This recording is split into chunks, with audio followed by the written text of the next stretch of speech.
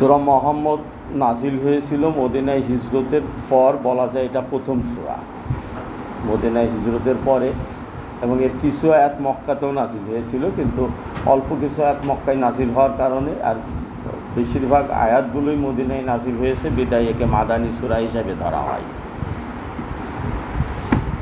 আর মদিনায় যাওয়ার পরেই প্রথম যেই সূরাটা নাজিল হলো, এই সূরার নাম নবী মুহাম্মদ সাল্লাল্লাহু আলাইহি সাল্লাম অর্থাৎ রাসূল সাল্লাল্লাহু আলাইহি সাল্লামের নামে নামকরণ করা হলো।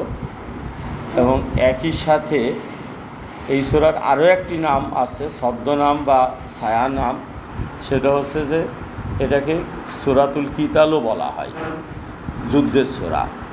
তো এটি খুবই তাৎপর্যপূর্ণ ব্যাপার, কারণ মক্কাতে রাসূল সাল্লাল্লাহু আলাইহি সাল্লাম বিজয়ী ছিলেন না, তিনি মক্কার নেতা ছিলেন না, তিনি নেতৃত্ব দিতে পারতেন না, তিনি ছিলেন তখন মজলুম, নিপীড়িত, নির্যাতিত, বঞ্চিত ছিলেন তিনি। তাকে আত্মগোপন করে থাকতে হতো কখনো কখনো, এবং তাদের নিপীড়নের মুখে থাকতে হতো। যখন তিনি মদিনায় গেলেন তখন তিনি মদিনার নেতা হয়ে উঠলেন, মদিনার শাসক হয়ে উঠলেন। আর তখনই আল্লাহ তাআলা যে সূরাটি নাজিল করলেন তার নামে নামকরণ করলেন। অর্থাৎ এটি কিন্তু একটি স্টেজ অতিক্রম করা।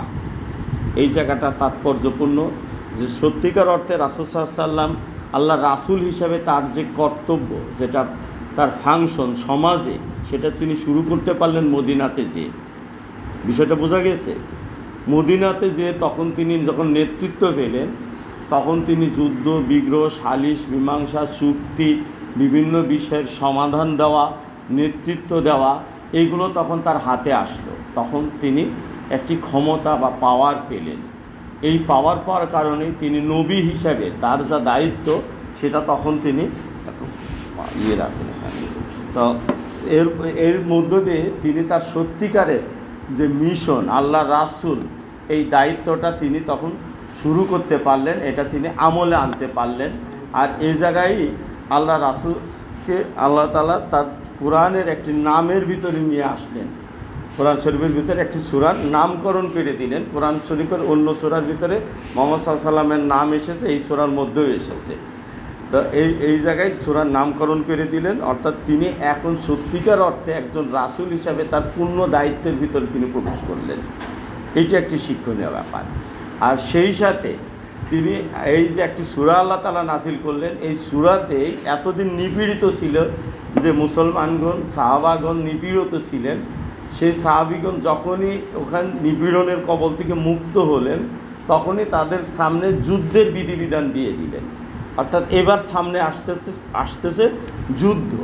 এই কারণে এই সূরার আরেকটি নাম সূরাতুল কিতালও দেওয়া হলো।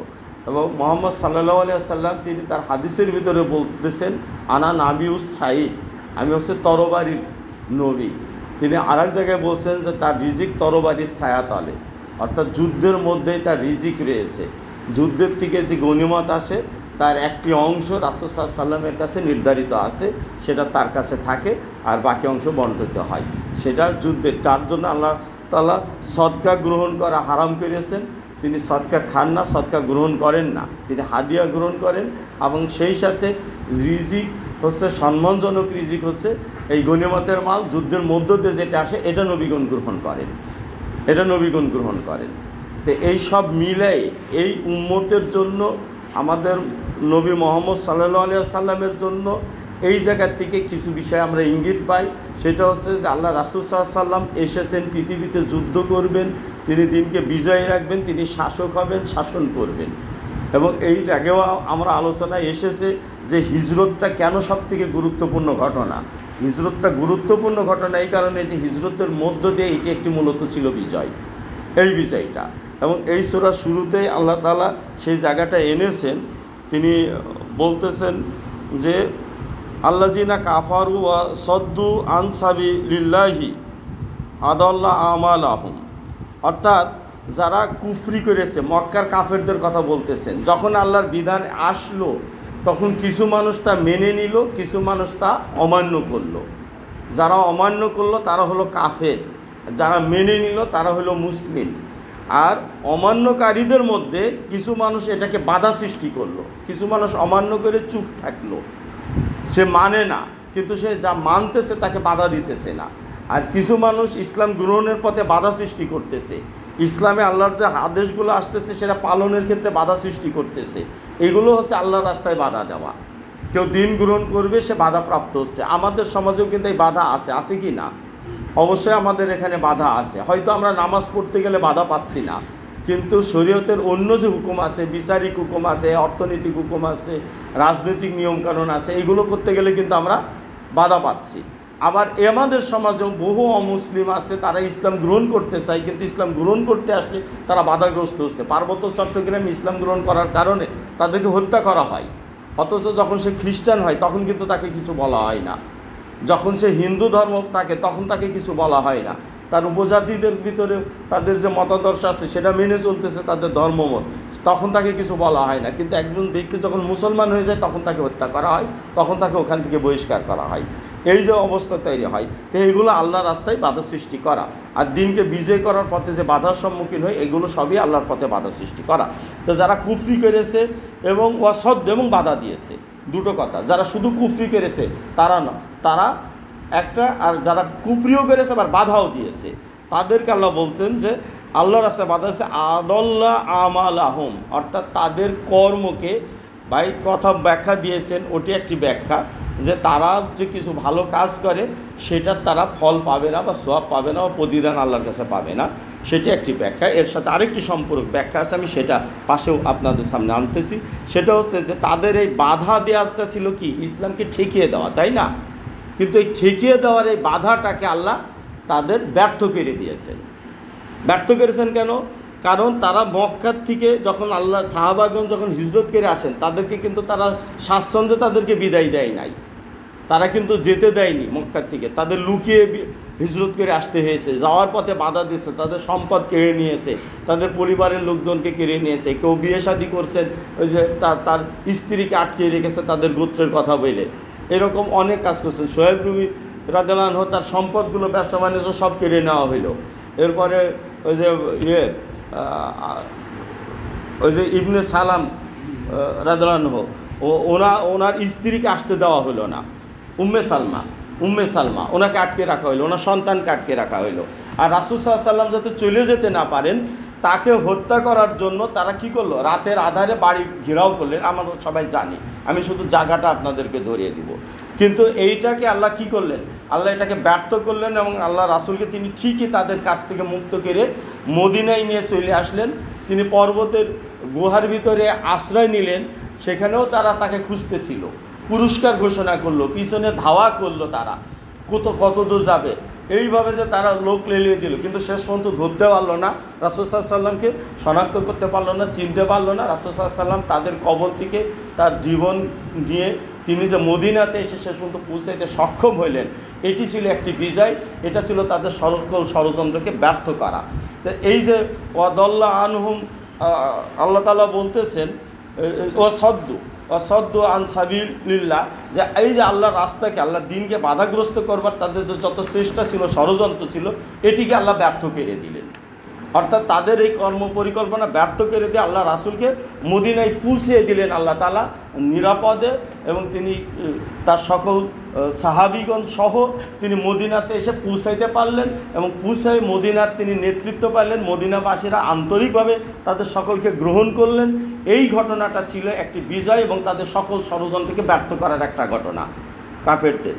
এই ব্যর্থ করার ঘটনাটা এখানে আসতে আল্লাহ তাআলা এই বিজয়ের ঘটনাটাই দিতেছেন, যে যারা আল্লাহর রাস্তায় বাধা সৃষ্টি করেছিল, দিনকে পরাজিত করে রাখতে চেয়েছিল, দিনকে দমন করে দাবায় রাখতে চেয়েছিল, এটিকে ব্যর্থ করে দিয়ে আল্লাহ তাআলা আল্লাহ রাসূলকে এবং মুমিনদেরকে নিরাপদে মদিনাতে এসে পৌঁছাই দিলেন, এবং মদিনাবাসীর অন্তরকে আল্লাহ চেঞ্জ করে দিয়ে তাদের সহযোগী করে দিলেন। এবং তারা শুধু তাদেরকে আশ্রয়িতভাবে বা উদ্বাস্তু রূপে রাখেন নাই, বরং তাদেরকে বাইরের থেকে আসা সত্ত্বেও তারা তাদের নিজেদের সমাজের নেতৃত্ব তাদের হাতে উঠিয়ে দিলেন। এটি কিন্তু একটি বড় ব্যাপার। কোনো ভূমির মানুষ অন্য কোনো ভূমির থেকে আসা লোকের কাছে তারা নিজেদের নেতৃত্ব ছেড়ে দিয়ে তাদের হাতেই নেতৃত্ব উঠিয়ে দেবে, তাদের সমাজের কাছে তাদের হাতে উঠিয়ে দেবে, এটি কিন্তু সহজ কথা নয়। এই বিষয়গুলো আমাদের ব্রেনের বাইরে যেন না থাকে, উপলব্ধির বাইরে যেন না থাকে। এটা আমাদের উপলব্ধি করতে হবে যে মদিনাবাসী মক্কার থেকে যাওয়া লোকগুলো তারা তো খালি হাতে গেছে, তাই না? তারা এখান থেকে অনেক শত্রু ষড়যন্ত্রের মধ্য থেকে নিরাপত্তার জন্য ওখানে গেছে। আমরা রোহিঙ্গাদেরকে আশ্রয় দিয়েছি, কিন্তু রোহিঙ্গাদেরকে আমরা এদেশে নেতৃত্ব উঠাই দিয়েছি নাকি? বা আজকে ফিলিস্তিনের লোকের আর এক দেশে চলে যাচ্ছে, তারা কি নেতৃত্ব হাতে দিয়ে দিচ্ছে, তাদের দেশ তাদের হাতে উঠিয়ে দিচ্ছে নাকি? কিন্তু মদিনার লোকেরা তারা তাদের হাতে উঠিয়ে দিলেন তাদের সমাজের নেতৃত্বটা। তাহলে এটি অনেক বড় পরিবর্তন হিজরতের এই ঘটনাটা, এবং এটা তাদের ষড়যন্ত্রকে একেবারেই ব্যর্থ করে দিল। শুধু নিরাপত্তাই পেলেন না, তারা নেতৃত্ব লাভ করে ফেললেন আরেকটি সমাজে এসে, এবং পরিপূর্ণভাবে মোহাম্মদ সাল্লাল্লাহু সাল্লামের আল্লাহ রাসূল হিসেবে তার যে মূল যে দায়িত্ব এবং কর্তব্য সেটা তিনি এবার কমপ্লিটলি পালন করা শুরু করলেন।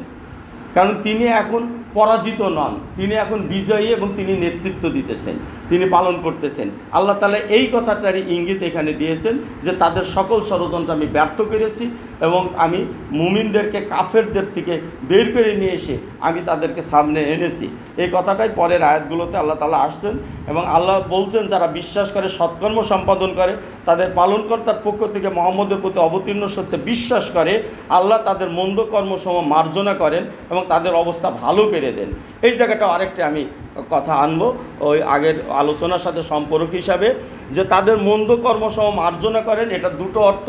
একটা হচ্ছে যে তারা ইতিপূর্বে সাহাবাগণের ভিতরে যারা ঈমান এনেছেন, সাহাবী হিসাবে রাসূল সাল্লাল্লাহু আলাইহি ওয়াসাল্লামের সহযোগী হয়েছেন, তাদের ইতিপূর্বেকার জীবনে অনেকের অনেক পাপ কাজ থাকতে পারে, অনেক ধরনের অভ্যাসের ভিতরে ছিল, অনেক ছিল। আমরা তো জানি উমর রাদিয়াল্লাহু আনহু কীভাবে ইসলাম গ্রহণ করলেন, অন্যান্য সাহাবায়ে কেরামের ঘটনা আমাদের জানা আছে, হামজা রাদিয়াল্লাহু আনহুর ঘটনা জানা আছে, ইসলাম গ্রহণের পূর্বে তিনি কেমন ছিলেন, এই যে বিষয়গুলো আছে। হয়তো কেউ সুদী ব্যবসার সাথে ছিল, কেউ হয়তো মাদক বা নেশার সাথে যুক্ত ছিলেন, অথবা সমাজে কারোর সাথে অত্যাচার নিপীড়নের সাথে যুক্ত ছিলেন। আল্লাহ তাআলা বলছেন এইগুলোরকে যে কর্মসমূহকে মার্জনা করেন, দুটো অর্থ। একটি হচ্ছে যে সেগুলো ক্ষমা হয়ে যাবে তাদের, এই একটি জিনিস। আরেকটি কথা, আল্লাহ তাদের অবস্থা ভালো করে দিবেন, অর্থাৎ ভবিষ্যতের জন্য তাদের মানকাল উন্নত করে দিবেন, যে ওই সকল পাপ কাজগুলো তাদের ভিতরে থাকবে না, ওই পাপ কাজগুলো তাদের ভিতর থেকে দূর হয়ে যাবে তাদের অন্তর থেকে। এবং আরও কথা আছে, সেটা হচ্ছে যে তারা অনেকেই ছিলেন ওই সময় মেষ চালক, দুম্বা চড়াইতেন, অশিক্ষিত ছিলেন, তাদেরকে অবজ্ঞা করা হয়তো, তারা দুর্বল ছিলেন, খুবই দুর্বল শ্রেণীর লোক ছিলেন। এদের ভিতরে আল্লাহ যোগ্যতা তৈরি করে দেবেন, এই প্রতিশ্রুতিও এখানে আসলো। কেননা তারা এখন সমাজের নেতৃত্ব দিতেছেন, তাই না? তারা তো মদিনাতে যে নেতৃত্ব দিতেছেন, কিন্তু যাকে নেতৃত্ব দেওয়া হচ্ছে সে ইতিপূর্বে তার হয়তো কোনো নেতৃত্বের অভিজ্ঞতা ছিল না, যেটা নিয়ে আমরা অনেক সময় নিজেদের ভিতরে, আমরা অনেক সময় কারোর ভিতরে হীনমন্যতা থাকতে পারে, যে আমরা তো এইগুলো পারবো না, আমরা রাজনীতি করি না, আমাদের কোনো অভিজ্ঞতা নাই, আমাদের ফ্যামিলির রাজনীতির ব্যাকগ্রাউন্ড নাই, কোনো কিছু নাই, আমরা বুঝি না ভাই, আমরা কিভাবে রাজনীতি করব, আমরা যুদ্ধ জানি না, আমরা কিভাবে যুদ্ধ করব, এই কথা আসে না মনের ভিতরে? নিজেদের ভিতর দুর্বলতা আসতে পারে, ইত্যাদি দুর্বলতা আসতে পারে, যে আমরা কীভাবে এটা করব। আল্লাহ তাআলা এই যে কথাটা বললেন, তাদের অবস্থা ভালো করে দেবেন, ইসলাহ করবেন, এই যে ও আসলাহা বালাহুম, তাদেরকে আল্লাহ ইসলাহ করবেন। ইসলাহ কথাটাকে আমরা যেভাবে ধরি বা বুঝি, এই কথাটি তার থেকে অনেক বেশি বিস্তৃত। আমাদের ভিতর অজ্ঞতা থাকলে, অযোগ্যতা থাকলে সেটা দূর করে দেওয়াও একটি ইসলাম, শুধুমাত্র কতকগুলো সাধারণ সংশোধনের নাম ইসলাম নয়। অর্থাৎ আমাদের ভিতরে যে অযোগ্যতা আছে, তখন আল্লাহ তাআলা যখন কবুল করে নেবেন, সেই অযোগ্যতাকে আল্লাহ তখন যোগ্যতা দ্বারা পূরণ করে দিবেন, যোগ্যতা দ্বারা পূরণ করে দিবেন। আমি আশ্চর্য হয়ে আপনাদের সামনে আমি বলি যে আমাদের ভিতরে অনেককে আমরা হয়তো অনেকে দেখছি, হয়তো মনে হবে আমাদের কাছে এই লোকটি তো জেনারেল লাইনেও পড়ে নাই, মাদ্রাসাতেও পড়ে নাই, অথবা খুবই সাধারণ পেশা অবলম্বন করে, ঠিক আছে? তা যেমন আজকেরই উদাহরণ আমি দিই, এই যে আমাদের এটা আসিফ, দেখেন উনি যখন একজন ওই যে ইয়ের কথা বলছেন যে কার রূপ ধরে ওই যে ইবলিসকে প্রকাশ হইল, আমারও কিন্তু নাম স্মরণ আসে নাই, এতগুলো মানুষের ভিতরে আসিফ বলে ফেললো, এটা তাই না? তো এইটি হচ্ছে আল্লাহ তাআলার পক্ষ থেকে একটি সাহায্য, যেটা মানুষের মধ্যে যতক্ষণ সে খুলুসিয়াতের সাথে দিনের সাথে কাজ করতে থাকে, উত্তরোত্তর তার যোগ্যতাকে তৈরি করতে থাকেন আল্লাহ তাআলা, এবং তাকে নিচের থেকে অনেক উপরে উঠাই নিয়ে চলে যান। এর যোগ্যতা আল্লাহর হাতে। আমরা এখন বহুত মাদ্রাসা করেছি, বিশ্ববিদ্যালয় করছি, পিএইচডি করতেছি, কিন্তু রাসূল সাল্লাল্লাহু আলাইহি ওয়াসাল্লামের হাতের ওই মেষ চালকের মতো, ওই দাস বা গুলামদের মতো একটি যোগ্য লোককে আমরা বানাইতে পেরেছি, কিন্তু তাদের যোগ্যতা আল্লাহ দিয়ে দিয়েছেন।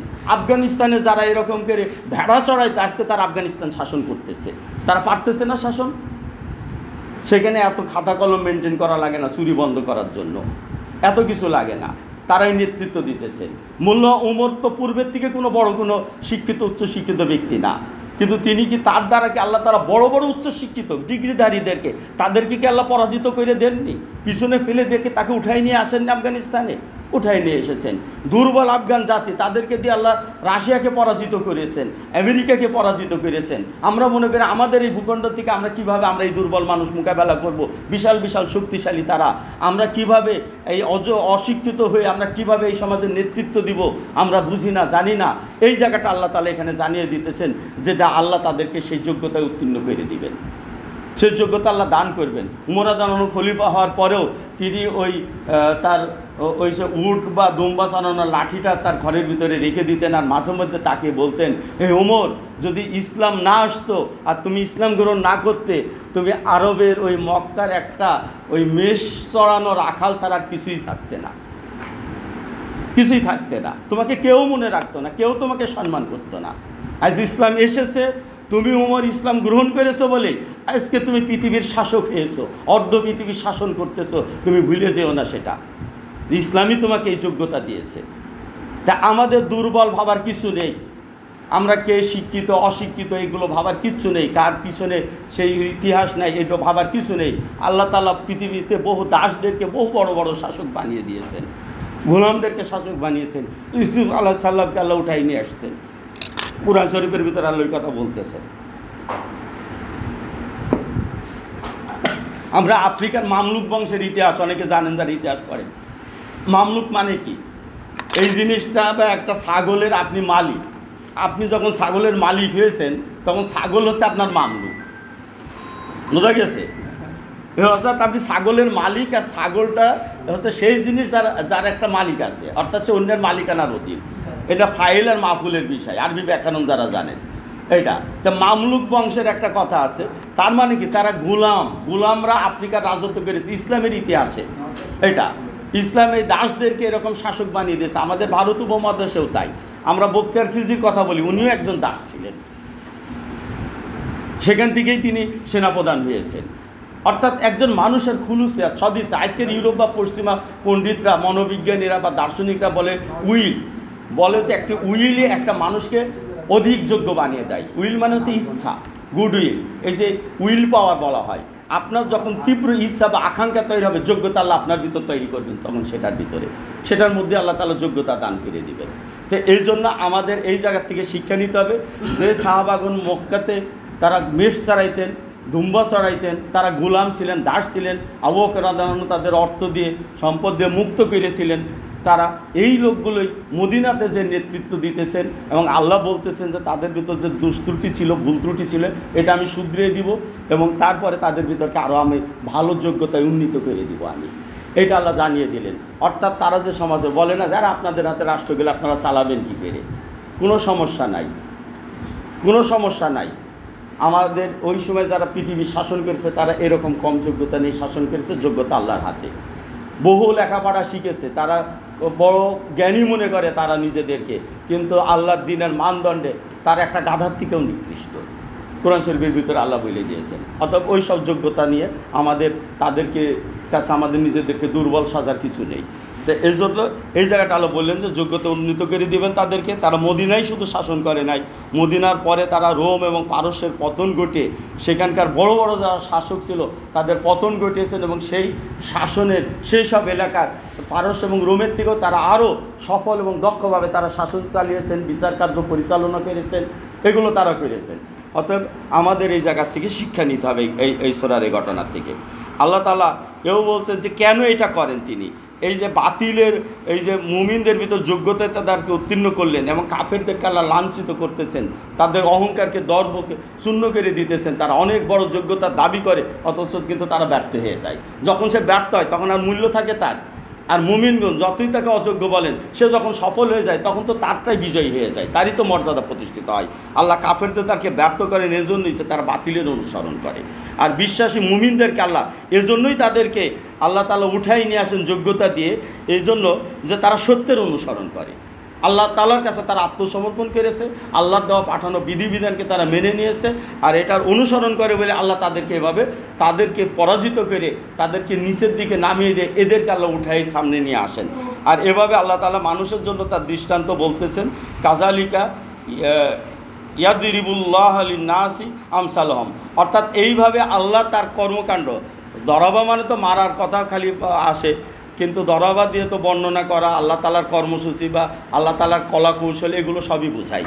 তাই আল্লাহ তাআলা মানুষের মধ্যে এই কলা কৌশলটাকে প্রয়োগ করেন। তিনি যেমন কাফেরদেরকে ব্যর্থ করে দেন আর মুমিনদের যোগ্যতাকে বাড়িয়ে দিয়ে তাদেরকে পরিশুদ্ধ করে উঠাই নিয়ে আসেন, এইটা আল্লাহ তাআলা এইভাবে এটা উঠাই নেন এবং এই দৃষ্টান্তটা আমাদের সামনে আল্লাহ দিতেছেন। তাদের এই দৃষ্টান্তটা যেন আমাদের অন্তরে এইখান থেকে আমরা শিক্ষা নিই, এখান থেকে আমরা আমাদের অন্তরের শক্তিটা পাই, এজন্য আল্লাহ তাআলা এগুলো জানাচ্ছেন। আচ্ছা, এরপরে আসছে আর যুদ্ধে অবতীর্ণ হলে কি করতে হবে এটা আল্লাহ আগেই জানিয়ে দিতেছেন। কারণ যখন মদিনাতে গেছেন তখন এদের সাথে তো একটা যুদ্ধ আসবে সামনে, এটা আগেই আল্লাহ জানিয়ে দিয়েছেন। মদিনায় পৌঁছানোর সাথে সাথে এই বিষয়ে আলোচনা এসেছে, তাদেরকে পরাজিত করা, শক্তভাবে বেঁধে ফেলা, যুদ্ধ করে যতক্ষণ তাদের।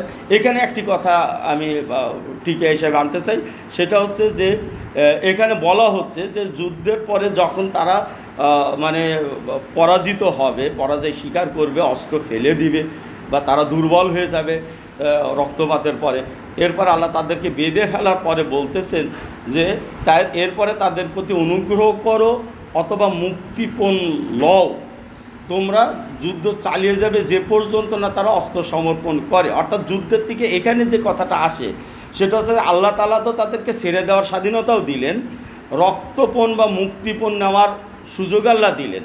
মুক্তিপণের বিনিময়েও ছেড়ে দিতে পারি, মুক্তিপণ ছাড়াও আমরা তাকে ছেড়ে দিতে পারি। এমনকি আল্লাহ তাআলা তাদেরকে হত্যা করার অনুমতিও আল্লাহ দিয়ে রেখেছেন, সেটা অন্য জায়গায় এসেছে, তাদেরকে হত্যাও আমরা করতে পারি। কিন্তু বদরের যুদ্ধের বন্দীদের নিয়ে তাহলে মুক্তিপণ নেওয়ায় নিয়ে তাদেরকে ছেড়ে দেওয়াকে আল্লাহ কেন অপছন্দ করলেন, এই একটি প্রশ্ন উঠতে পারে। এই প্রশ্নটার ক্ষেত্রে তাহলে কোথায় সমস্যাটা ছিল? তিনি তো অনুমতি দিয়েই দিয়েছেন যে মুক্তিপণ নিয়ে আমরা ছেড়ে দিতে পারি তাদেরকে, আল্লাহ তাআলা অনুমতি দিয়ে রেখেছেন, তাহলে কেন এটা হলো?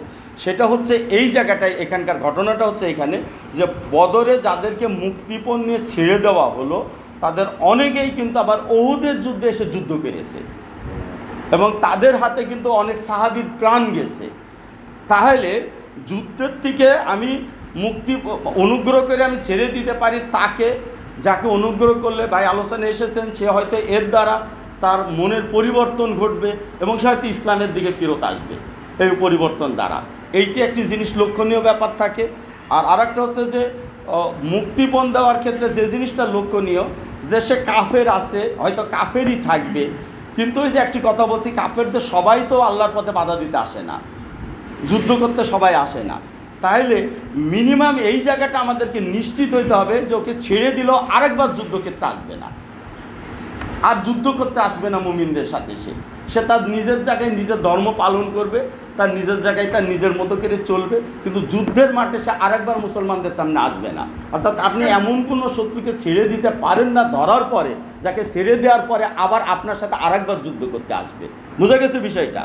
এই জায়গাটাই কিন্তু এই জায়গাটা নিশ্চিত না হয়ে বদরের বন্দীদেরকে মুক্তিপণ নিয়ে ছেড়ে দেওয়া হয়ে গিয়েছিল, যাদের ভিতরে কেউ কেউ আবার উহুদে এসে যুদ্ধ করতে এসেছিল। আর এই জায়গাটা এখানে লক্ষণীয় যে তো মুক্তিপণ লও, তোমরা যুদ্ধ চালিয়ে যাবে যে পর্যন্ত না শত্রুপক্ষ অস্ত্র সমর্পণ করে। এখানকার আরবিটার একটু ভালোভাবে ব্যাখ্যাটা আসা দরকার। অনুবাদগুলোতে অনেক সময় এই কথাগুলো স্পষ্ট রাখা হয় না, যেখানে বোঝা যায় না এটা। এই যে আউ জারাহা জালিকা, অর্থাৎ ওটাকে তারা একেবারে স্থায়ীভাবে যুদ্ধের থেকে তারা বিরত হয়ে যাবে। অর্থাৎ যে বন্দী আপনার যুদ্ধের থেকে স্থায়ীভাবে বিরত হবে, আপনি তাকে, সে মুসলমানও হবে না, আপনি বুঝতে পারছেন তার হাবভাবে, সে ইসলামও গ্রহণ করবে না, কিন্তু সে আর কখনো যুদ্ধে আসবে না মুসলমানদের সাথে, এই রকম ব্যক্তিকে আপনি মুক্তিপণ নিয়ে ছেড়ে দিতে পারেন। আর যদি সে আবারও যুদ্ধ করতে চায় তাহলে তাকে আপনি ছেড়ে দিতে পারেন না। আপনি হয়তো তাকে সময় দিয়ে আরও আটকিয়ে রাখতে পারেন তার মনের পরিবর্তনের জন্য, অথবা যদি আপনি আটকে রাখতে চান সে হয়তো জোর করে পালিয়ে যাবে, আপনার অবাধ্য হবে, বা আপনি আটকে রাখছেন আপনার উপরেই আক্রমণ করবে আপনার ভিতরে থেকেও। এরকম যদি চরম অবাধ্য হয়, ছেড়ে দিলে আবার যুদ্ধ করবে, কাছে থাকলেও আপনার ওকে ক্ষতি করবে, এই যে এরকম পরিস্থিতি হয়, তাহলে তাকে হত্যার জন্য বলা আছে। অর্থাৎ এইটা একটি নীতিমালার অধীনে কাকে আপনি ছেড়ে দিবেন, কাকে আপনি মুক্তিপণ নেবেন, কাকে আপনি হত্যা করবেন, কতল করবেন বা তাকে শাস্তি দেবেন। এইটি হচ্ছে তার পরিস্থিতি বা তার অবস্থানের উপরে নির্ভর করবে। এই জায়গাটা আমাদের লক্ষণীয় যে এইটা আমাদের মাথায় রাখতে হবে। ইতিহাসে এই রকমের ভুলের কারণে অনেক বিপর্যয় হয়েছে। যেমন বদরের থেকে এভাবে মুক্তি পেয়ে তারা উহুদে এসে আর আক্রমণাত্মক ভূমিকা পালন করেছে। ঠিক এইরকমভাবে আমাদের এই ভারতীয় উপমহাদেশেও ওই যে ওই কাশিমবাজার কুঠির পতন ঘটিয়ে নবাব সিরাজদৌল্লা যাদেরকে বন্দি করে নিয়ে আসলেন তার প্রাসাদে, তারা আরেকবার মুক্তি লাভ করেই কিন্তু পলাশির যুদ্ধে আসলো। দিনের এই কনসেপ্টগুলো ক্লিয়ার না থাকার কারণে আমরা ক্ষতিগ্রস্ত হই। এই জন্য এগুলোর সঠিক ব্যাখ্যা এবং সঠিক গাইডলাইনটা আমাদের সামনে থাকা দরকার। আমরা যখন যুদ্ধক্ষেত্রে থাকবো, লড়াই থাকবো, এই গাইডলাইনটা আমাদের মাথায় রাখতে হবে। কাটাই গাইডলাইন মাথায় থাকলে, এজন্য একটা হাদিস আছে, বুখারীর মধ্যেই আছে বা আদাবুল মুফরাদের ভিতরে আছে, স্মরণ করেন যে সাপকে তোমরা করো না, মানে আঘাত করলে ওকে মেরে ফেলো, ওকে খুঁচা দিয়ে শুধু জাগিয়ে তুলো না। এইটা আবার অন্য জায়গায় আসছে যে একজন মুমিন দুবার একই করতে পারা দেয় না, একই শত্রুর কাছে সে দুইবার আঘাত খায় না। আপনি একটি শত্রুকে দমন করেন, আর একটি শত্রু আসবে, কিন্তু একজনই যদি বারবার আসে, এটা ইসলামের ক্ষেত্রে হবে না। তো এই জন্য কী করতে হবে, এগুলো মাথায় রাখতে হবে যে আমরা কি করব, এই সময়গুলো নীতিমালাটা কি হবে, এখান থেকে আমাদের সেই গাইডলাইনটা নিতে হবে। এজন্য প্রথমেই বলছে শক্ত করে বেঁধে ফেলো আগে। হয়তো সে দুর্বলতার ভান করতেছে, যদি বাধা না হয়, শক্ত করে ধরার সাথে সাথে যদি শত্রুকে আপনি বেঁধে না ফেলেন, তাইলে হয়তো দুর্বল করে ভান করতেছে, আপনি মনে করতেছেন সে দুর্বল, কিন্তু আপনি ধরার পরে দেখবেন সে মুহূর্তের ভিতর রুখে দাঁড়িয়ে যাবে। এটি ছিল তার অভিনয়, দুর্বলতা। অর্থাৎ যখন সে বেঁচে রয়েছে তখন আগে বেঁধে ফেলতে হবে তাকে, অর্থাৎ বাধার মধ্য দিয়ে আপনি তাকে আক্রমণ করার শক্তিকে বন্ধ করে দিলেন তার। এরপর এবার বিবেচনায় বসেন, এরপর আপনি তাকে যাচাই করেন, পর্যবেক্ষণ করেন, তার পরিস্থিতি দেখেন, দেখে এবার বিবেচনা করেন, দেখেন সে কোন ক্যাটাগরিতে পড়ে। তাকে মুক্তি দিবেন, নাকি মুক্তিপণ নেবেন, নাকি তাকে হত্যার সিদ্ধান্ত নেবেন। এটা হচ্ছে যুদ্ধক্ষেত্রের এই বিধান। এই জিনিসটা তখন আমাদেরকে করতে হবে। আর আল্লাহ পরীক্ষা করতে চান, এক দলকে আরেক দলকে দিয়ে পরীক্ষা করতে। একটা মানব জাতিকে আল্লাহ নিজেই ভাগ করে দিচ্ছেন, কাফের আর মুমিন বলে, এবং তাদেরকে একে অন্যের দ্বারা আল্লাহ তাআলা পরীক্ষা করতে চাচ্ছেন। এই পরীক্ষার কথাটা হচ্ছে এই যে কাফেররা যদি আমাদেরকে বাধা সৃষ্টি না করত, তারা যদি আমাদেরকে হত্যা করতে না আসতো, আমাদের বাড়িঘর থেকে বিতাড়িত না করতো, তাহলে আমাদের ঈমান সঠিক কিনা এটা কি পরীক্ষিত হতো? আমরা তো অপরীক্ষিত থেকে যেতাম। তাহলে আমরা যদি অপরীক্ষিত থাকি, তাহলে জান্নাত পাবো কিভাবে? আপনি যদি পরীক্ষার মুখে না পড়েন, তাহলে আপনি পাশ করবেন কিভাবে? তাহলে কাফেররা যে আমাদেরকে বাধা সৃষ্টি করে, কাফেররা যে আমাদেরকে দমন করতে আসে, এটি হচ্ছে আমাদের জন্য সুযোগ যে আমরা সেটার মধ্য দিয়ে আমরা আমাদের ঈমানকে পরীক্ষায় উত্তীর্ণ করে নিব। অর্থাৎ আমরা এটাকে স্বাগত জানাবো। তাদের বাধাকে, তারা আমাদেরকে উচ্ছেদ করবে, বন্দি করবে, আমি বুঝবো যে এটাই আমার পাশ করার টাইম। অর্থাৎ এই পরীক্ষায় একটা মানুষ এসএসসিকে বাড়ি থেকে জোর করে ধরে নিয়ে যায়, কি মাস্টাররা পরীক্ষার হলে বসায় নাকি? ছাত্ররা নিজেই তো উৎসাহী হয়ে পরীক্ষা দিতে আসে, মা বাবারা সাথে নিয়ে যেয়ে পরীক্ষার হলে পৌঁছাই দিয়ে আসে, তাই করে না? পরীক্ষার জন্য তারা আবার নিজেরা করে, মাস্টারদেরকে টাকা খরচ করে প্রস্তুতি নেয়, আবার স্কুলে আসে, সেখানেও পয়সা খরচ করে আসে, অনেক টাকা পয়সা খরচ করে পরীক্ষা। কি একটা এসএসসি পাশের সনদ দরকার, তার ইন্টার পাশের সনদ দরকার, তা আপনার জেল পাশের সনদ লাগবে না? ফাঁসি পাশের সনদ লাগবে না? আপনার তো লাগবে। আপনি বাড়িঘর থেকে উচ্ছেদের সনদ আপনার লাগবে না? আপনি যে জান্নাতে যাবেন, আল্লাহর কাছে মর্যাদা পাবেন, আপনারও তো এই পরীক্ষাগুলোই উত্তীর্ণ হইতে হবে। তো পরীক্ষায় আসলে আপনি অপছন্দ করেন কেন? পরীক্ষায় তো আপনার উত্তীর্ণ হওয়ার জন্য সুযোগ, এর মধ্য দিয়ে তো আপনি একটা ধাপ অতিক্রম করতেছেন, আপনার ইমানিয়াতের একটি স্তরকে আপনি পার করতেছেন। তাইলে কাফেরগণ যে বিপর্যয় সৃষ্টি করে, যে বাধা সৃষ্টি করে, এটা নেগেটিভলি নেওয়ার আমাদের জায়গা থেকে কোনো সুযোগ নেই, দরকার নেই। আমরা মনে করবো যে এইটি আমাদের উত্তীর্ণ হওয়ার টাইম। অর্থাৎ এই বাধাটা আসতেছে, আমি এটার মোকাবেলা করে আমি এই স্টেজটায়, আমি পাশের কাতারে আমি এই স্টেজকে অতিক্রম করলাম। কুরআন শরীফে আল্লাহ অনেকগুলো পরীক্ষার কথা বলতেছে না? আমরা যখন বলি এসএসসি পরীক্ষা, এইচএসসি পরীক্ষা, অনার্স পরীক্ষা, মাস্টার্স পরীক্ষা, আল্লাহ তাআলাও পরীক্ষা দিতেছেন। ক্ষুধা পরীক্ষা, ভয়ভীতির পরীক্ষা, অভাব অনটনের পরীক্ষা, ব্যবসা বাণিজ্য থেকে বিচ্ছিন্ন হওয়ার পরীক্ষা, পরিবার থেকে বিচ্ছিন্ন হওয়ার পরীক্ষা, জেলে যাওয়ার পরীক্ষা, ফাঁসিতে পড়ার পরীক্ষা, কারাদণ্ড হওয়ার পরীক্ষা, এরপরে সর্বশেষ জীবন উৎসর্গ করার পরীক্ষা, হাত পা ভাঙার পরীক্ষা, এগুলো সবই এক একটা পরীক্ষা ধরে দেন। এটা পরীক্ষার নাম। আর এই পরীক্ষাটা আপনাকে নিতেছেন আল্লাহ ওকে দিয়ে, এটা ওকে দিয়ে আপনার পরীক্ষা নিতেছেন। অর্থাৎ এই পরীক্ষাটাকে আমাদের এই দৃষ্টিভঙ্গিটাকে গঠন করতে হবে। আমাদের দৃষ্টিভঙ্গি এবং ন্যারেটিভটাকে যদি আমরা সঠিকভাবে তৈরি না করতে পারি, তাহলে আমাদের পথ চলা আমরা চলতে পারবো না, আমরা খেই হারিয়ে ফেলবো। আমরা ঘটনাকে বুঝতে পারবো না, ওকে পাশ কাটানোর চেষ্টা করব। একটা ছাত্র যদি পরীক্ষার হল থেকে ভয় পায়, যে পরীক্ষার হলে গেছে, যে গেটে যায় দেখে পুলিশ দাঁড়ানো আছে, মাস্টাররা দাঁড়ানো আছে, আত্মীয় স্বজন মা বাপ কাউকে সাথে যেতে দিচ্ছে না, ভাই বোন কেউ সাথে যাচ্ছে না, একা একা পরীক্ষার হলে চলে যাবো, সেই জায়গায় ভাইগে চলে আসলো, ওই জায়গা থেকে পাশ কাটায় চলে আসলো, বা পাশে বসে হোটেল রেস্টুরেন্ট বা পার্কে যে ঘুরে সে বাড়ি চলে আসলো, তো সে কি পাশ করতে পারবে নাকি? তা আপনি যদি পরীক্ষা দেখে যদি আপনি পাশ কাটিয়ে চলে যেতে থাকেন, তাহলে আপনি কোনো দিনই পাশ করতে পারতেছেন না। এটা তাহলে আপনার এইটাই পরীক্ষাটা আপনার পাশ করার একটি সুযোগ। আর একইভাবে ওদের জন্য পরীক্ষা, ওদের জন্য আমরা পরীক্ষা, কারা মুমিনরা পরীক্ষা কী করে, মুমিনগণ যখন ওদের সামনে দাওয়াত পেশ করতেছে, তখন ওরা তা গ্রহণ করতেছে না কি প্রত্যাখ্যান করতেছে, ওরা বাধা দিতেছে নাকি চুপ করে থাকতেছে। এই পরীক্ষার আলোকে আবার ওর গ্রেডিং তৈরি হচ্ছে, ও জাহান্নামের কোন স্থানে থাকবে। বোঝা গেছে বিষয়টা?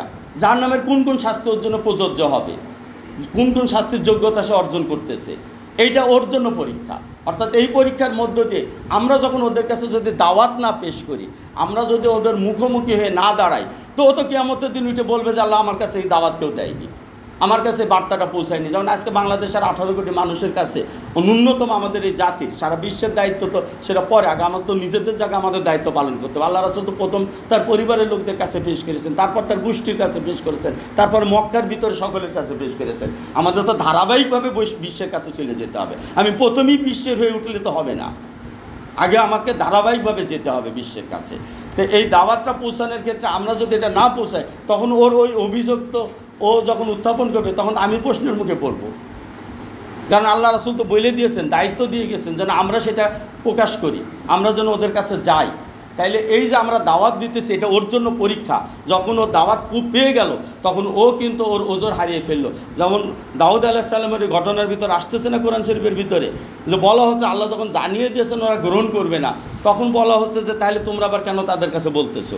কোরআন শরীফে তারা মুমিনগণ বলতেছে যে আমরা তাদেরকে ওজর মুক্ত করার জন্য, আর আমাদের দায়িত্ব পালনের জন্য আমরা বলতেছি। আমাদের জায়গা থেকে আমরা দায়িত্ব পালন করতেছি, আর ওদের জায়গা থেকে ওরা ওজরহীন করে দিচ্ছি, কারণ ওরা কৈফিয়ত দিতে পারবে না, আর আল্লাহর কাছে বলতে পারবে না আর আমার কাছে দাওয়াত পৌঁছায়নি, আমার কাছে এই বার্তাটা কেউ দেয়নি। তা আমরা যদি মানুষের সামনে না যাই, তো মানুষ তো আমাদেরকে অভিযুক্ত করবে না? এটা আমাদেরকে অভিযুক্ত করবে যে আল্লাহ কাছে বলবে যে আল্লাহ সে তো আমাকে বলেনি, সে তো আমাকে জানায়নি, আমার কাছে এই দাওয়াত পেশ করেনি, আমার কাছে এই কথাগুলো উপস্থাপন করেনি। তখন তার অভিযোগ কিন্তু আমার অবস্থানকে আবার দুর্বল করে দিবে। এই জন্য তাদের অভিযোগ দেওয়ার রাস্তাকে বন্ধ করতে হবে আমাদের। তার বন্ধ করার নিয়মটাই এই যে আমরা তাদের কাছে দাওয়াত উপস্থাপন করব। এটি তাদের জন্য পরীক্ষা। যখন দাওয়াতটা আমরা উপস্থাপন করব, সে গ্রহণ করবে না প্রত্যাখ্যান করবে, এটা তার জন্য একটি পরীক্ষা। তো এই জন্য আল্লাহ তাআলা বলছেন এরা একে অন্যের পরীক্ষা এটা। আচ্ছা, এবং এই পরীক্ষার পরে তিনি বলতেছেন যে এই কর্ম বিনষ্ট করবেন না আল্লাহ তাআলা। মুমিনদের এই যে চেষ্টা, অর্থাৎ আমরা যে চেষ্টা করব, এই যে পরীক্ষা তাদের সাথে কাজ করব, তা আমরা পরাজিত হই অথবা আমরা দাওয়াত দিলাম সে গ্রহণ করলো না, এর দ্বারা কিন্তু আমাদের এই চেষ্টাটা কিন্তু বৃথা যাবে না। আমরা যে কাজটা করলাম এটার পুরস্কার আল্লাহ আমাদেরকে দিবে। অর্থাৎ আমরা পরাজিত হই বা বিজয়ী হই, আমরা দাওয়াত দিই, তখন তা গ্রহণ করুক বা বর্জন করুক, আমাদের পুরস্কার কিন্তু আল্লাহ তাআলার কাছে নির্ধারিত আছে। হাজী শরীয়তুল্লাহ তিতুমীর, সাইয়েদ আহমেদ বেরেলভী তারা সবাই শহীদ হয়ে গেছেন। হুসাইন আদানানও শহীদ হয়ে গেছেন, তিনি বিজয়ী হতে পারেন নাই, তিনি খেলাফত পান নাই, তিনি শহীদ হয়ে গেছেন। তিনি কি তার জীবনের মূল্য পাবেন না? তিনি অবশ্যই মূল্য পাবেন। বরং আল্লাহ তাআলা কী করছেন? আল্লাহ তাআলা আল্লাহ রাসূলের নাতিকে তিনি তার জন্য জান্নাতের সর্দারি রেখে দিয়েছেন। তার মৃত্যুর মধ্য দিয়ে আল্লাহ তাকে জান্নাতের সর্দারি রেখে দিয়েছেন, এবং দুনিয়াতে তার সম্মান এবং মর্যাদাকে আল্লাহ বৃদ্ধি করে দিয়েছেন।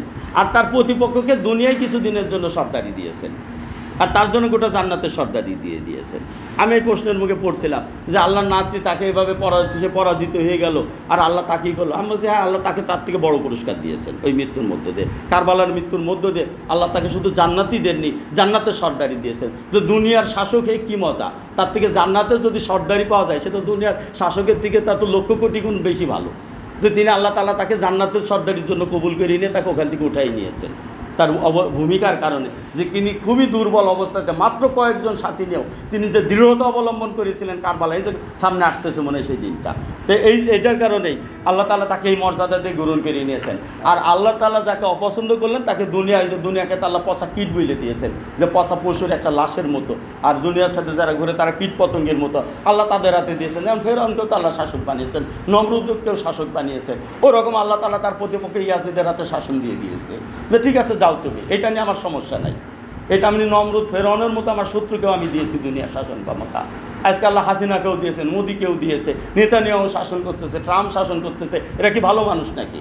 আল্লাহ অপছন্দ করলে তাকে দেন দুনিয়ার শাসন পাওয়ার সাথে এটা সম্পর্ক রাখে না যে আল্লাহ তাকে কবুল করলেন কি করলেন না, আল্লাহ তাকে ভালোবাসেন কি বাসেন না, একটু পানি দিয়ে রাখেন। এই তো এই জন্য এই বিষয়টা আল্লাহ তাআলা বলছেন না তোমরা আল্লাহকে সাহায্য করো, আল্লাহ তোমাদেরকে সাহায্য করবে। অর্থাৎ এখানে আল্লাহর সাহায্যে এগিয়ে যাওয়া প্রথম শর্ত। আল্লাহ হয়তো আমাদেরকে অনেক সাহায্য করবেন, কিন্তু তার আগে কিছু সাহায্য, ন্যূনতম একটা সাহায্য আগে আমাদের আগে অগ্রসর হইতে হবে। আমরা যদি কিছুই না করি আল্লাহ তাআলার কাছে আমরা কিছুই পাবো না। যেটা বলছে যে আগে এক ধাপ যদি তোমরা অগ্রসর, আমি 10 ধাপ আগিয়ে যাব, 10 ধাপ। তাহলে প্রথম সাহায্যটা আমার নিজের জায়গা থেকে আল্লাহর রাস্তায় অগ্রসর হতে হবে। কারণ এই যে বলা হলো যোগ্যতা আল্লাহ দিয়ে দিবেন, বিজয় আল্লাহ দিয়ে দিবেন, এগুলো সাহায্য না। যে সাহায্য পেতে হলে তাকে আমাদের ধাপ ফেলতে হবে সামনে, আগে আমাদের অগ্রসর হতে হবে সেই লক্ষ্যে। তা আমরা যদি সে লক্ষ্যে অগ্রসর হই, আমরা তো চেষ্টা করতেছি, আল্লাহ আমাদেরকে কবুল করুন, এটাই আমরা চাই, এটাই। আর এরপরে আল্লাহ তাআলা কাফেরদের কথা তো বলছেন, আমি আরও একটু পরে চলে যাই, আরও তো কথা আছে, এজন্য করি। আল্লাহ তাআলা ওই যে পূর্ববর্তীদের পরিণাম দেখার কথা বলতেছেন। এই পরিণাম তারা দেখলে তো আদ সামুদ তাদের সাথে কি আচরণ হয়েছে, সোহেব আলাইহিস সালামের কওমের সাথে কী হয়েছে, এগুলো দেখলেই কাফেররা বুঝতে পারবে, শিক্ষা নিতে পারে। এই জন্য আল্লাহ তাদের ওই দিকে ইঙ্গিত করতেছে। আমাদের দেশে অনেক সময় ওই যে করা হয়, ওই মাটি টাটি খুঁড়ে দেখা যাচ্ছে একটা পুতুল পেয়েছে, ওই পুতুলটা নিয়ে খুব প্রতিষ্ঠা করার চেষ্টা করে, খুব প্রতিষ্ঠার চেষ্টা করে এই জায়গাটায়। আসলে পুতুলটা দেখে যে শিক্ষাটা আমাদের নেওয়া উচিত সেটা হচ্ছে যে ও যদি সত্যি ওই রকম শক্তিবান হয়, ওইরকম ক্ষমতাবান হয়, তাইলে ও মাটির নিচে দীর্ঘদিন ধরে পড়ে রয়েছে কেন? হ্যাঁ, এটা তো তার দুর্গতির শিক্ষা দেয় আমাদেরকে, যে ওটা মিথ্যা, এই শিক্ষা দেয়, তাই না? তাহলে ও কেন দীর্ঘদিন ধরে মাটির নিচে পড়ে রয়েছে এইভাবে? তাইলে ওইটা দিয়ে তো আমরা বড় এইটা বুঝবো যে ওইটা আসলেই একটা মিথ্যা ছিল, ধোঁকা ছিল ওইটা। এই জন্যই এখন এই জন্য এইগুলোর তো নিদর্শন হিসাবে আল্লাহ রেখেছেন আমাদের। এখন যে অর্থে নিদর্শন হিসাবে রেখেছেন আল্লাহ, আমরা ওই অর্থ না নিয়ে আমরা বলতেছি এটা বাঙালির ঐতিহ্য, পিছনের ঐতিহ্য। তো এই পিছনের ঐতিহ্য না, বলতে হবে যে এটা আমাদের অতীতের কুসংস্কার, অতীতের পথভ্রষ্টতা। আল্লাহ তাআলা আমাদের ওই জায়গা থেকে বের করে নিয়ে এসেছেন, ওই মিথ্যার থেকে। যেমন আল্লাহ তাআলার কোনো নবীদের দেহকে ওই রকম করে সংরক্ষণ করে প্রকাশ্যে কাছের ভিতর রেখে দিয়েছেন নাকি? নবীদের দেহকে তো আল্লাহ রাখেননি, ওইটাকে তো আল্লাহ তাআলা মাটির নিচে চমৎকারভাবে তাদেরকে সংরক্ষণ করছেন, তাদের দেহকে আমাদের সম্মুখে আমাদের চোখের সামনে রাখেন নাই, তাদের রূহ বা আত্মাগুলো জান্নাতে অবস্থান করতেছে। আর ফেরাউনের দেহটাকে আল্লাহ রেখে দিয়েছে। আর এটাকে যদি কেউ এইভাবে বুঝে যে ফেরাউন মর্যাদাবান হয়ে গেছে, তার দেহটাকে কত সুন্দর করে আল্লাহ রক্ষা করেছেন, কাছের ভিতর আছে, সারা পৃথিবীর থেকে মানুষ টাকা খরচ করে যায় দেখে, এটাকে বলা হয় ন্যারেটিভ। ঘটনা একই, কিন্তু আপনি কোন দৃষ্টিভঙ্গি পোষণ করছেন তার দিকে তাকিয়ে, বুঝতে পারছেন? আজকে কেউ যদি একটা ব্যাখ্যা তৈরি করে যে ফেরাউন মূসা আলাইহিস সালামের থেকে বেশি মর্যাদাবান, কেননা ফেরাউনের দেহকে এরকমভাবে সংরক্ষণ করা আছে, কত সুন্দর তার আসবাবপত্র স্বর্ণের ছিল, সেটাকে আল্লাহ সংরক্ষণ করেছেন, তার পিরামিডগুলোকে আল্লাহ সংরক্ষণ করছেন, তার প্রাসাদের এখনও ভগ্নাবশেষ মিশরে রয়ে গেছে, সেটাকে আল্লাহ সংরক্ষণ করেছেন। আর ফেরাউনকে দেখতে কতজন যায়, যেমন ফেরাউনের লাশে যে ফ্রান্সে নিয়ে গিয়েছিল একবার, খুবই মর্যাদার সাথে ফ্রান্স তাকে সম্মান করেছে, তার লাশকে। ফ্রান্সের লোকেরা ফেরাউনের লাশকে খুবই সম্মানের সাথে মর্যাদার সাথে দিয়ে তারপর আবার ওইটা নিয়ে আসছে। একবারই এই ফেরাউনের লাশ তার মিশরের বাইরে গেছে, সেটা হচ্ছে ফ্রান্সে গেছে। তো এইটা দেখে ফ্রান্সের লোক তাকে সম্মান করেছে, তারা বুঝে, এটা বোঝে। তাহলে তাদের বুঝ কি সঠিক নাকি? এটা সঠিক না। কিন্তু আমরা তো মূসা আলাইহিস সালামের খুঁজে পাচ্ছি না, তার লাশ তো আমরা খুঁজে পাচ্ছি না। তো মূসা আলাইহিস সালামকে আমরা ইতিহাসে পাচ্ছি। তো মূসা আলাইহিস সালাম হচ্ছে মর্যাদাবান। অর্থাৎ একটি ঘটনাকে আপনি কিভাবে বুঝেন, কিভাবে বা আপনি ব্রেনে নেন, কোন দৃষ্টিকোণ থেকে নেন, এইটাকে বলা হয় ন্যারেটিভ করা। অর্থাৎ ঘটনা একটাই, কিন্তু একজন একভাবে ব্যাখ্যা করতেছে, আরেকজন আরেকভাবে ব্যাখ্যা করছে, কিন্তু ঘটনা যা তাই। এটাকে বলা হয় ফ্যাক্ট আর ন্যারেটিভ। আমরা আদালতের ক্ষেত্রে এই ঘটনাগুলো আসছে বিশ্লেষণ করতেছে তাত্ত্বিকভাবে, যে একটা হচ্ছে ফ্যাক্ট। ফ্যাক্ট হচ্ছে কি, যে মুসা আলাইহিস সালাম মারা গেছেন, তাকে কবরস্থ করা হয়েছে। আর একটা ফ্যাক্ট কি, যে ফেরাউনের লাশকে সংরক্ষণ করা হয়েছে, তার প্রাসাদ টাসাদ সব কিছু সংরক্ষণ করা হয়েছে। মুসা আলাইহিস সালামের সেই তাঁবুতে এখন আর খুঁজে পাওয়া যায় না, কিন্তু ফেরাউনের সব সরঞ্জাম রয়েছে। এটা হচ্ছে ফ্যাক্ট। আর ন্যারেটিভটা কি, যে এই দুইটা ঘটনাকে আমি কোন দৃষ্টিকোণ থেকে বুঝবো, কোন দৃষ্টিভঙ্গির থেকে আমি নিব। একটা দৃষ্টিভঙ্গিতে এটা নিতে পারে যে ফেরাউন খুবই মর্যাদাবান, এজন্য আল্লাহ তাকে সংরক্ষণ করেছেন, তাকে রাজত্ব দিয়েছেন, তার দেহ সংরক্ষণ করেছেন, এইটা একটি ন্যারেটিভ। কিন্তু আর আরেকটা হচ্ছে যে না, ফেরাউন অপদস্থ, লাঞ্ছিত, আল্লাহ ওই সকল জিনিসকে সংরক্ষণ করে আমাদেরকে এটা দেখিয়ে দিতেছেন যে এই স্বর্ণ, এই পিরামিড, এই প্রাসাদ সব কিছু থাকা সত্ত্বেও আল্লাহ তাকে লাঞ্ছিত করেছেন, অপদস্থ করেছেন, তাকে জাহান্নামে পাঠিয়েছেন এবং সে অভিশপ্ত। অর্থাৎ এইগুলো কোনো কিছুই তাকে রক্ষা করতে পারেনি আল্লাহর আযাব থেকে। এইটাই হচ্ছে আর একটি শিক্ষা আমাদের। তাহলে আমাদের এই দৃষ্টিভঙ্গিটা আমাদের ইতিহাসের ক্ষেত্রে, আমাদের পারিপার্শ্বিকতার ক্ষেত্রে এটা মাথায় রাখতে হবে। ওই কোথার থেকে একটা পুতুল বের করে নিয়ে বলে দিতেছে, এটা আমাদের হয়েছে যে ওইটা প্রমাণ করে যে ওই ধর্মটা যদি আমাদের অতীতে থাকেও তবু তা মিথ্যা ছিল, তা ভ্রান্ত ছিল। অর্থাৎ আল্লাহ এইভাবে এই পরিণতিগুলো দেখার কথা বলতেছেন। এইটা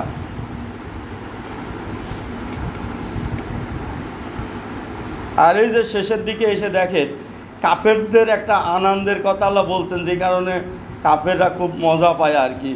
ওরা ওই যে খাওয়া দাওয়া করে খুব আনন্দের সাথে, জন্তু জানোয়ারের মতো, এবং পেট পুড়ে খায় ইত্যাদি কথাগুলো নিচে, তাই না? এইটাই না?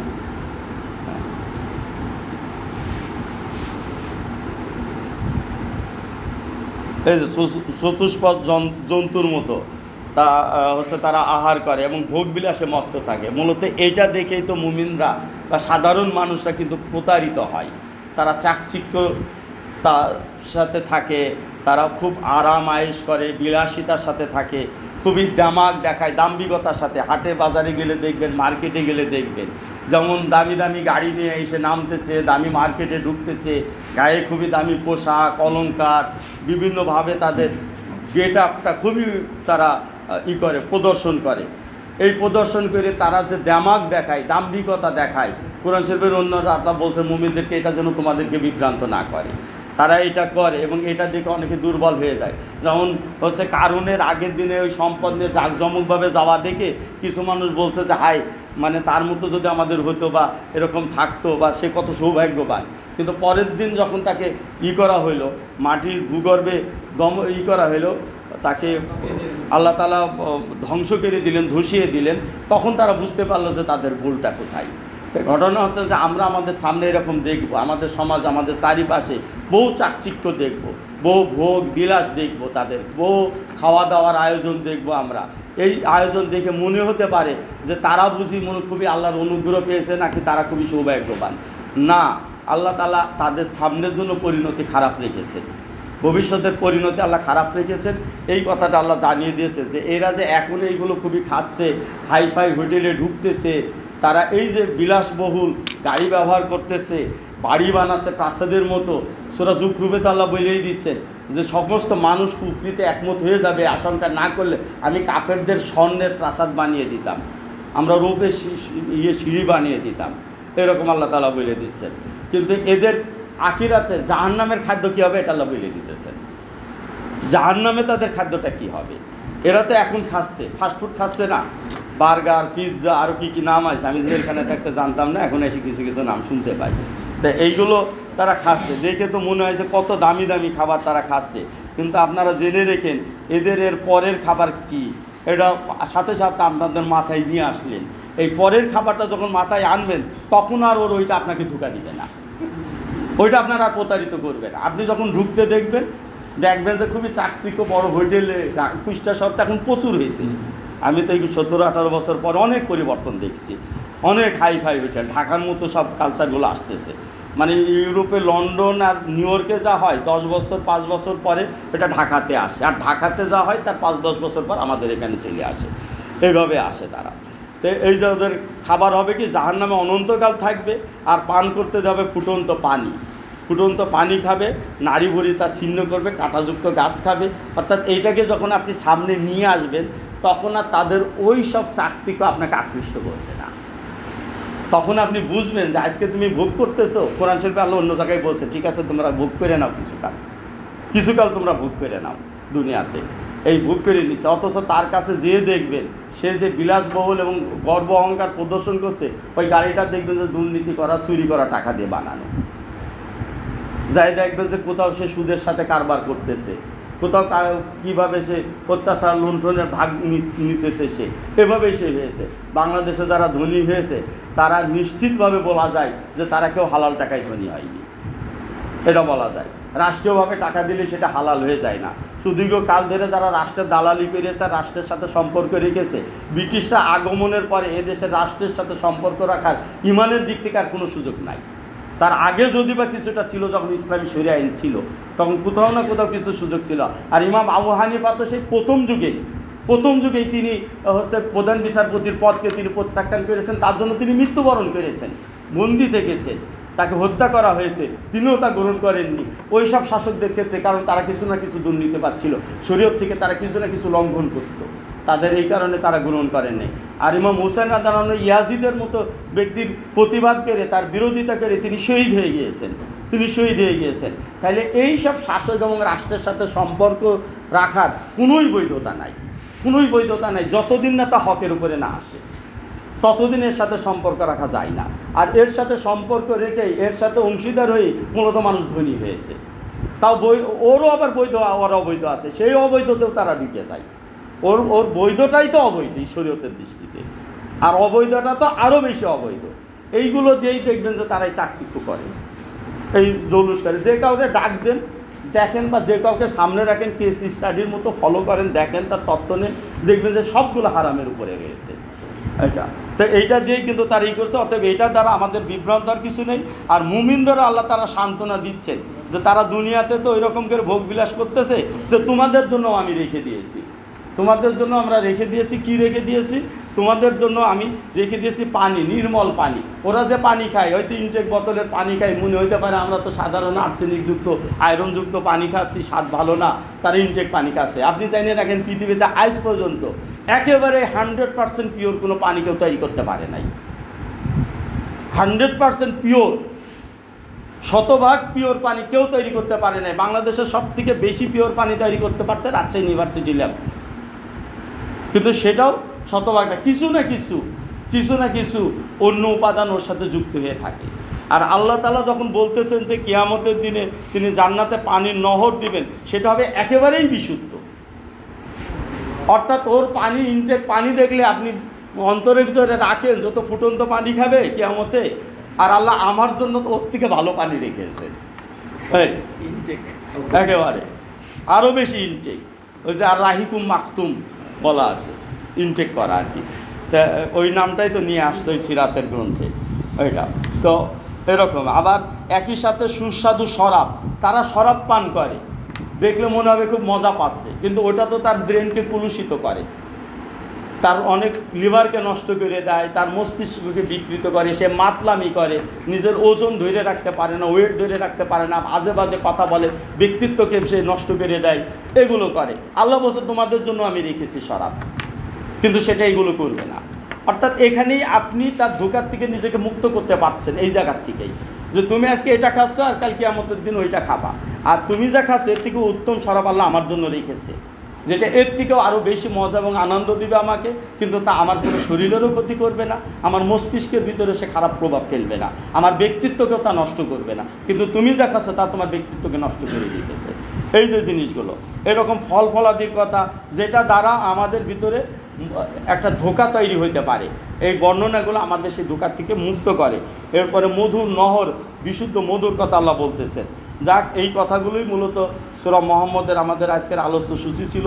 আল্লাহ তাআলা সূরা মুহাম্মদের এই শিক্ষা নিয়ে আমাদেরকে দিনের উপর অবিচল রাখুন, আমাদেরও উত্তরোত্তর আল্লাহ তাআলা আমাদের যোগ্যতাকে বৃদ্ধি করে দিন, আমাদের অপরাধ সমূহকে ক্ষমা করে দিন, আমাদেরকে সংশোধন করে দিন, এবং দিনের উপর আমাদেরকে অটল অবিচল রাখুন।